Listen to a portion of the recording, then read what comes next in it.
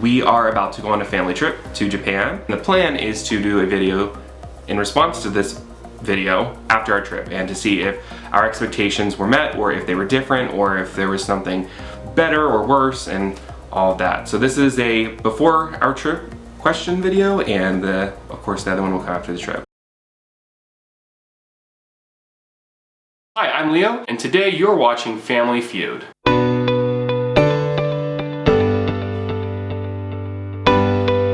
Welcome back, guys. If you have been watching any part of my Japan journey, I have mentioned this video a million times. I went back and looked the first time that we posted the video, which is the questions we asked ourselves before going to Japan. Truthfully, I never imagined this video would take me so long to film. I knew I wanted this to be the final video in the playlist I was creating. I just didn't realize I was going to incidentally draw this out quite so long. However, that's neither here nor there. What matters is that in this video today, we are answering the questions that we asked ourselves after going to Japan. If you have not seen the original video, the questions we asked ourselves before going to Japan, I will make sure and link that down in the description below. You'll see that everyone will reintroduce themselves, and then I'm going to have everyone draw some questions out of this bowl and they will answer them in that arrangement. As it is luck of the draw, some of the questions I imagine are going to be repeated by a couple different people. However, I am hoping that we have a good variety by the end of the video. With all of that said, let's get started.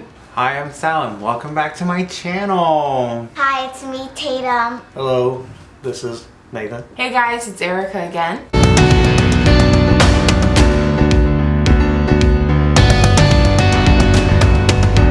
What was something unexpected that happened to you while in Japan? I think that it was unexpected. It wasn't a single incident, it was the weather. I did not expect it to be quite so cold.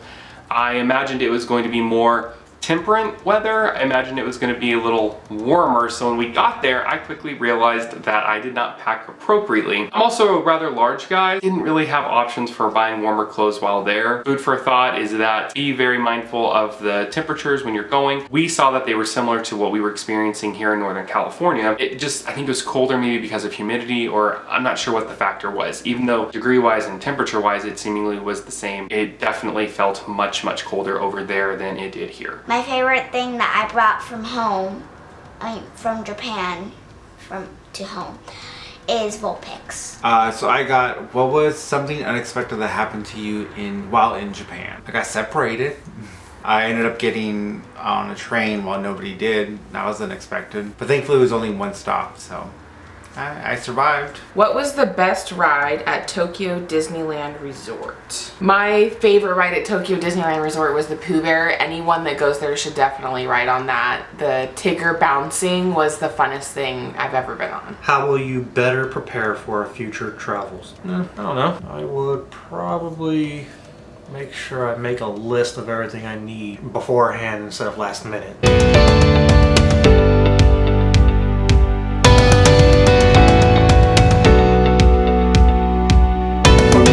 What was your favorite food you tasted while in Japan? My favorite food that I tasted in Japan was the ramen noodles. I got, what was one experience you had in Japan that you consider life-changing? Honestly, just being in Japan usually, I feel I always come back with a very different mentality. Life-changing part though, this trip around was going with my family. It was weird to go with a child and my fiance. It was surreal. While in Japan, were you ever worried? No. I don't know. I didn't really feel like everything was too expensive, nor the travel was interesting, but I don't know. I just didn't feel all that worried. After returning from Japan, what one word describes your trip? Life-changing. Life-changing. I think that counts as one word. If not, it's one phrase. How was traveling internationally with a child? Honestly, it went a lot easier than I thought it would. She did so great, never complained about walking or being tired, and she was such a trooper.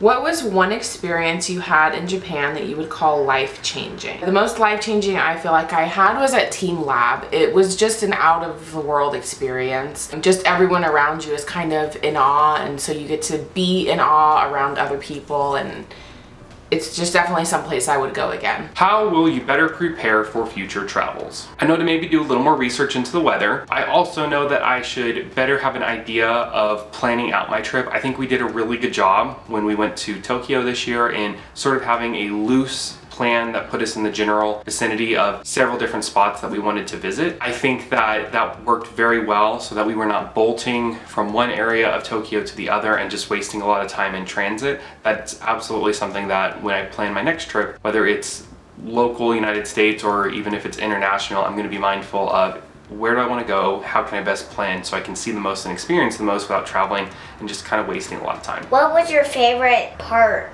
about Tokyo Disneyland Resort?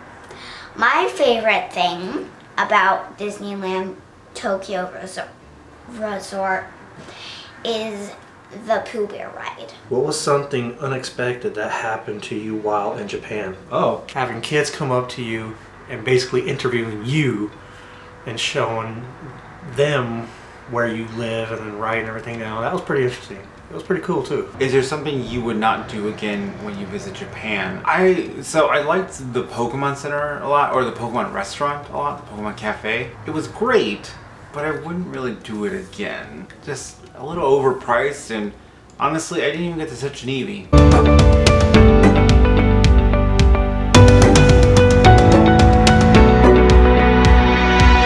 Who was your last to get ready in the morning? Who was last to get ready in the morning? Me. What advice would you give to someone planning to go to Tokyo Disneyland Resort? Go early. Use the calendar that is on the website for Tokyo Disneyland Resort. It'll tell you how the crowd is expected to be. It's pretty accurate to the map and to the colors. I would say though, go as early as you can. We went, I think 30 minutes early, both days that we went to both the Disneyland side and then Disney Sea. We were not there early enough. Really, you should be there about an hour and a half, possibly 2 hours early if possible. What was your favorite experience at Team Lab? Team Lab was very interesting. All the different colors, all the different shapes, and the mirrors looking down. It was pretty cool. I liked it. Favorite part was, I'd probably say like the art room and all that stuff. Who was most open to trying new foods? Honestly, I would say kind of all of us were, except for Nathan.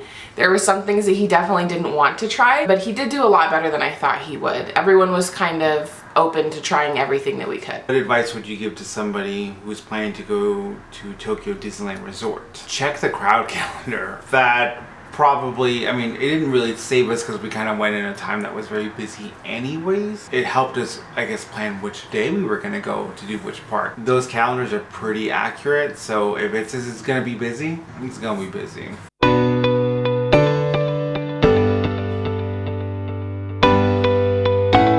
What can Japan teach America? Honestly, there's a lot, I think. One of the things was just how nice and inviting they were to everyone who was not their own.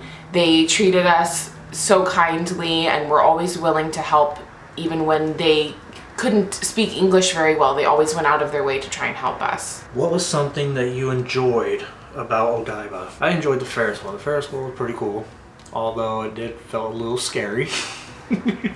Facts. But, I mean, it was still fun. While in Japan, were you ever worried? One day I was worried Why? because I was nervous on the first day. I didn't know anything or anyone. Did you feel safer by the end of the trip? Yes, I did. If you had to pick a moment, what was the highlight of your trip? I know it sounds cheesy, but like honestly, the whole thing was a highlight. But the one memory that always sticks out to me is Skytree, which is weird because I've been on there before and I've experienced it before, but I guess there was something different this time around. Yeah, Skytree. Was there something you would not do again if you went back to Japan? I think that there were a couple small experiences that we had that were okay to have been a once in a lifetime. Going to the Alice on Wednesday shop, or Alice, I think it's Alice on Wednesday. That shop was nice. It was good for a one-time, one-off sort of visit. I'm not sure I would need to regularly go there again. I have talked to my family, and on our next trip to Japan, I'm not so certain we'll go to Disney. We in the United States go to Disney all the time. If you follow me on Instagram, I know for a fact you must see that because we go to Disney a lot here in the States. although it is much different over in Japan, it was still a beautiful experience that maybe if I'm super fortunate and I can go 3 or 4 more times, I'll revisit. However, next time I go back, I really want to spend more time investing in the older culture and getting to maybe some more rural areas.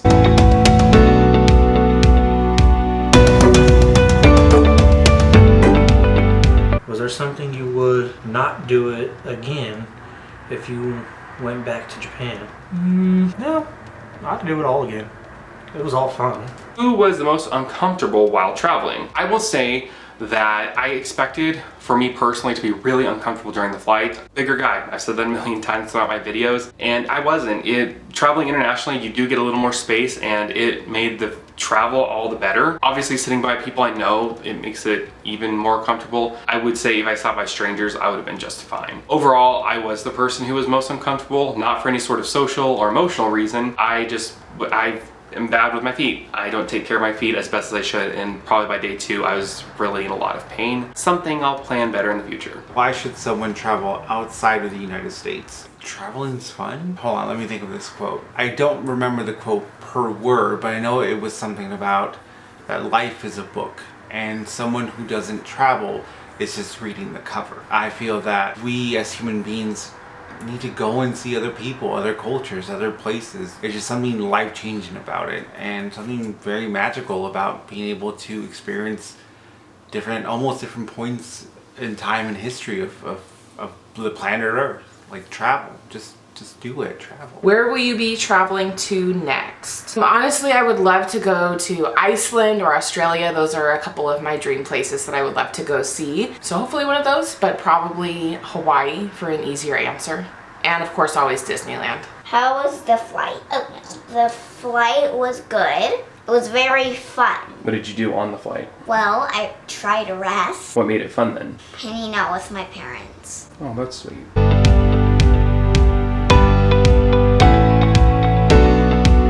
Who was the last person to always get ready? I mean, like, I don't want to be shady, but I think it was Erica. I know I wasn't. I was always the first one up. Yes, I want to say I was always the first one up. How difficult was it navigating the train system? Hear me out. This train system in Japan is so well done. I really thought from the videos I had watched that traveling throughout Japan with the trains, or Tokyo rather, was going to be difficult, and it wasn't. I used Google, or I think I used Apple, the one on my iPhone. I used Apple Maps. They told me the train, they told me what description of the train it was. They have different lines, like there's the JR, I think it's JR line and maybe a TR line, something to that extent. And the phone was very explicit with, go here are the next 4 or 5 times that this train is gonna come by. Awesome, it helped us so much, and I think we only got lost or miscalculated where to get off once or twice. What can Japan teach America? Well, Japan can teach America the things that they speak, The language they speak. the language they speak. And what language do people in Japan typically speak? Japanese. Very good. What was your favorite food you tasted while in Japan? The noodles. Oh, they were good. I don't know what they were called, but they were good. What was your favorite experience at Team Lab? So they had a room that looked like floating lanterns, and it was absolutely beautiful because Rapunzel is my favorite movie. So I loved being in there feeling like I was a part of the movie.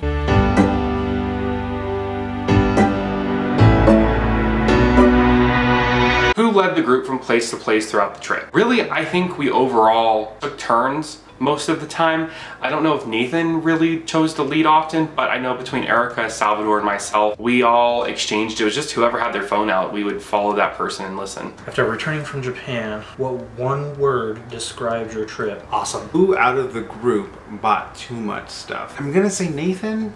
He kind of prepared for it though. I think he maybe bought the biggest things there. I kind of also want to say me because I don't know. I guess to be nice and fair, I'll say Nathan. Who bought the most snacks?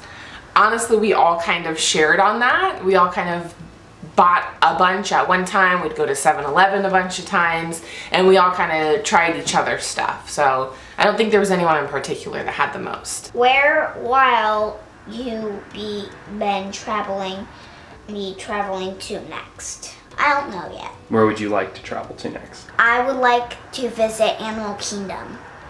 In Disney? Yes. That's it, guys. This is the final video from my first trip to Japan. I'm so grateful for those of you who have chosen to stick around for this 16 videos, it might be 17 videos. It has been such a joy to film these. I know that in a couple years I'll rewatch some of them and just remember some of the little details that perhaps at that point I'll have forgotten. Having anyone join me for that journey and watch these videos and maybe learn a little bit about Japan it's special and it's very endearing, and I can't say thank you enough to those of you who have chosen to support my channel. 3 points that I do want to make before I conclude the video. The first is that, yes, I've said this before, Tatum will not be joining me in any future videos. YouTube is changing its policy on having kids in videos.